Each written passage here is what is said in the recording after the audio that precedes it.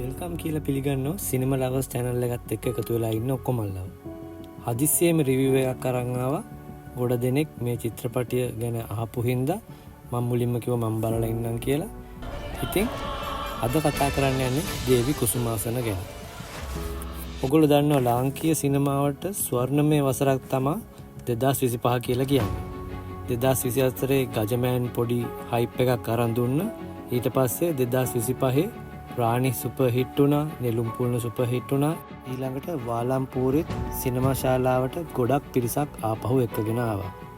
කාලයක් තිස්සේ රජකතා බලලා එපා වෙලා හිටිය මිනිසුන්ව ලංකාවේ සිනමාවක් තියෙනවද කියලාවත් අමතක වෙලා තිබ්බ මිනිසුන්ට දැන් ඇවිල්ලා තිනවා තවත් රජකතාවක්.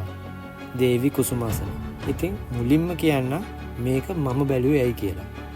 වෙන කිසිම හේතුවක් නෙමේ. පළවෙනිම දේ තමයි ජයන්ත චන්ද්‍රසිරි. ජයන්ත චන්ද්‍රසිරිගේ වැඩක් ඔයාලට මතක ඇතිනේ. එක දෙයක් හරි. දැන් ඩාර්ක් සීරීස් එක බලලා කාලතරණය ගැන උඩ ගිහිල්ලා ඉන්න අයට ලාංකීය ටෙලිනාට්‍ය බලන රසිකයා කාලතරණය ගැන පුදුම වුණේ මීට අවුරුදු 25කට කලින්. එතනින්ම පේනවනේ ජයන්ත චන්ද්‍රසිරි කියන්නේ කවුද කියලා. හොලිවුඩ් වල අය අද කරන දේවල් ජයන්ත චන්ද්‍රසිරි කරේ මීට අවුරුදු 25කට කලින්. වෙදහාමිනේ, දඩුබස් නාමානය, අකාල සන්ධ්‍යාවන්ගේ පට්ට ටෙලිනාට්‍ය කරලා අග්නිදාහය, ගරිල්ලා මාකටින්, සමනල සන්දෝනි වගේ සුපිරි ෆිල්ම් කරපු කෙනෙක් තමයි ජයන්ත චන්ද්‍රසිරි කියලා කියන්නේ. ඉතින් කාලෙකින් ආයෙත් ජයන්ත චන්ද්‍රසිරිගේ ෆිල්ම් එකක් ආපුවම බලන් ඉන්න හේතුව ඕනේ නැහනේ. ඉක්මනටම ගිහලා බලන්න තමයි හිතෙන්නේ. ඉතින් ඒකේ හින්දා මාත් පළවෙනිම දවසේ ෆිල්ම් එකේ රිවිව් එකත් අරන් එන්න ඕන හින්දා දේවි කුසුමාසන බැලුවා.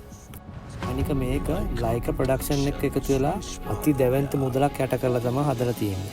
අපිට ගොඩක් නිවුස් වලින් එහෙම තමයි එන්නේ මේක ඉතිහාසයේ දැවැන්තම මුදල වියදම් කරලා හදපු ෆිල්ම් එක කියලා තමයි අපිට දැනගන්නට ලැබුණේ. ඉතින් දැන් අපි මේකේ කතා මොන වගේද කියලා බලලා ඉමු. ශ්‍රී ලාංකීය රාජධානිය පෘතුගීසින්ගේ බලපෑමත් සමග පරිහානියට පත් වෙලා යන වෙලාවක ලාංකීය ඉතිහාසයේ රණ ශූරයෙක් වන කොනප්පු බණ්ඩාර පළමුවන විමල ධර්ම සූරිය වන හැටි දේවි කුසුමාසන නම් රාජකීය ලේ පෙළපතේ අවසාන ලේ උරුමකාරියත් අතර ආදර කතාව තමයි මේ චිත්‍රපටියට ප්‍රධානවම පාදක වෙලා තියෙන්නේ.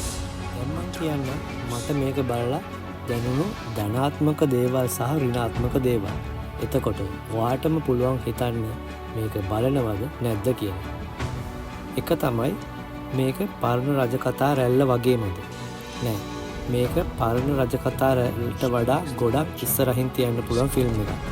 දර්ශන තල භාවිතය, නව තාක්ෂණය, මේ රූප රචන කරලා තියෙන විදිය, ගොඩක්ම නව තාක්ෂණය මේක භාවිතා කරලා තියෙන විදියේ ලොකු ලස්සනක් මේ ෆිල්ම් එකට ඇවිල්ලා තියෙනවා.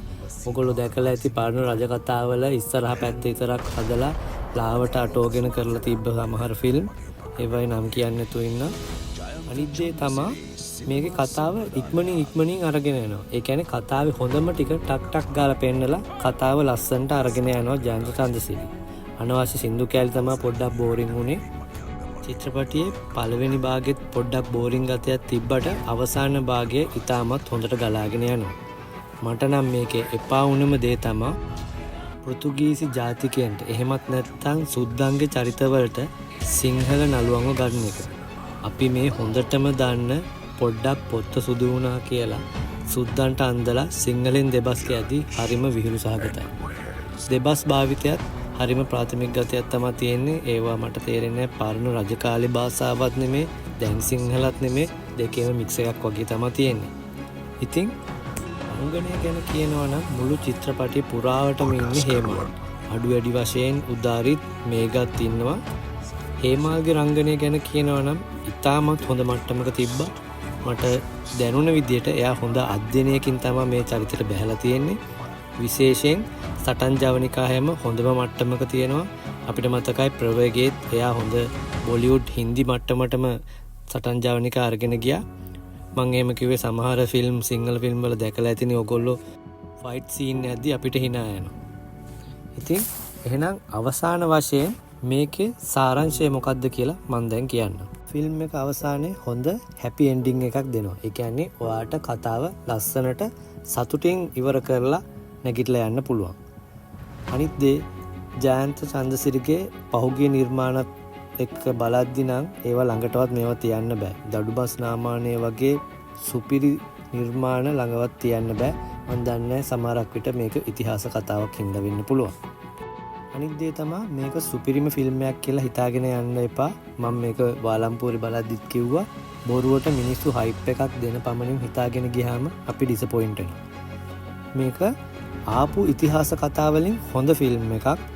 මේක බලනකොට ඇවරේජ් කියලා තමයි තේරෙන්නේ. ඒ කියන්නේ හොඳත් නරකත් 50-50 තියෙනවා. බලන්න බැරි තරම් අජූතත් නැහැ. සල්ලි අපරාධ කියලා හිතන තරම් නරකත් නැහැ. සුපිරිම ෆිල්ම් එකක් කියලා කියන්නත් බෑ. ඒ කියන්නේ ඔයාලට තේරෙනවා මේක 50-50 තත්ත්වයක තමයි තියෙන්නේ.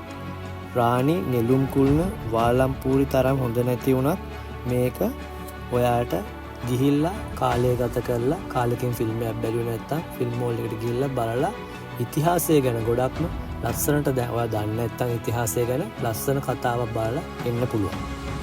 හරි එහෙනම් ඔයාට දැන් පොඩි හරි අයිඩියා එකක් එන්න ඇතිනේ මේක බලනවද නැද්ද නැත්තම් නොබලම ඉන්නවද කියලා. ඒක තීරණය කරන්න අයිතිය තියෙන්නේ ඔයාට තමයි. ඉතින් එහෙනම් ආයෙත් ලස්සන ෆිල්ම් එකක් අරන් තවත් එපිසෝඩ් එකකින් එන්නම්. එහෙනම් හැම සිකුරාදම හවස 5ට ලස්සන මූවි රෙකමන්ඩේෂන් එකකින් සිනමා ලවර්ස් channel එක එනවා. එතකන් සබ්ස්ක්‍රයිබ් කරලා තියාගන්න. ඒ වගේම ඔයත් දේවි කුසුමාසන බැලුවා නම් මගේ කතාවට එකගද කියලා කමෙන්ට් එකකුත් දාන්න අමතක කරන්න එපා. එතකන් ගිහිල්ලා එන්නම්.